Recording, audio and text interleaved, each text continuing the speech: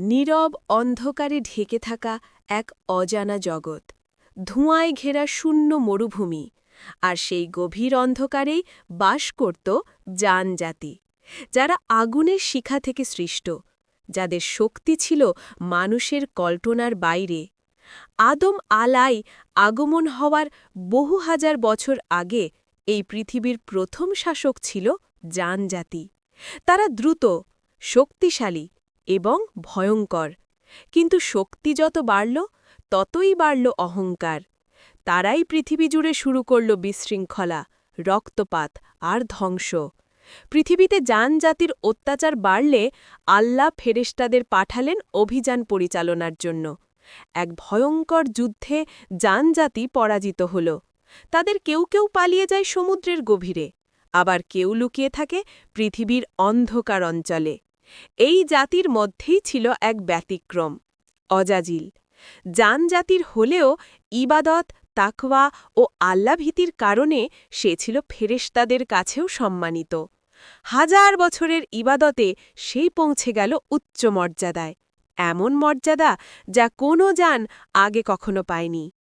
একদিন আল্লাহ ঘোষণা করলেন তিনি সৃষ্টি করছেন নতুন এক জাতি, মানব জাতি, যাদের হবে জ্ঞান, বুদ্ধি এবং আল্লাহর প্রতিনিধি হবার ক্ষমতা।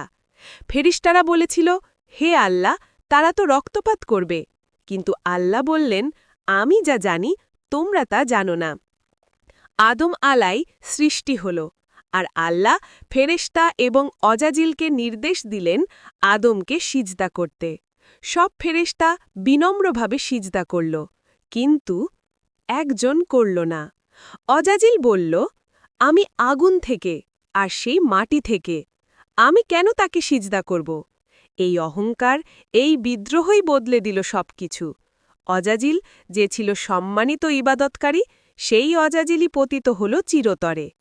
অজাজিলের অহংকার তার ইবাদতকে জ্বালিয়ে ছাই করে দিল। আল্লাহ তাকে জান্নাত থেকে বের করে দিলেন। সেদিন অজাজিল আর অজাজিল রইল না, সে হয়ে গেল ইবলিস, আর তার পথ হল চির অন্ধকার। ইবলিস প্রতিজ্ঞা করল, আমি মানবজাতিকে এই পথে চলতে দেব না, তাদের ধোঁকা দেব, পথভ্রষ্ট করব, যত দিন আমার সময় থাকবে। এভাবেই শুরু হল মানুষ আর শয়তানের চিরন্তন লড়াই, যার শেষ হবে শুধু কিয়ামতের দিন। জাতির ইতিহাস, অজাজিলের উত্থান আর তার পতন আমাদের শেখায় একটি বড় শিক্ষা: জ্ঞান ও ইবাদত নয়, অহংকারই ধ্বংসের মূল।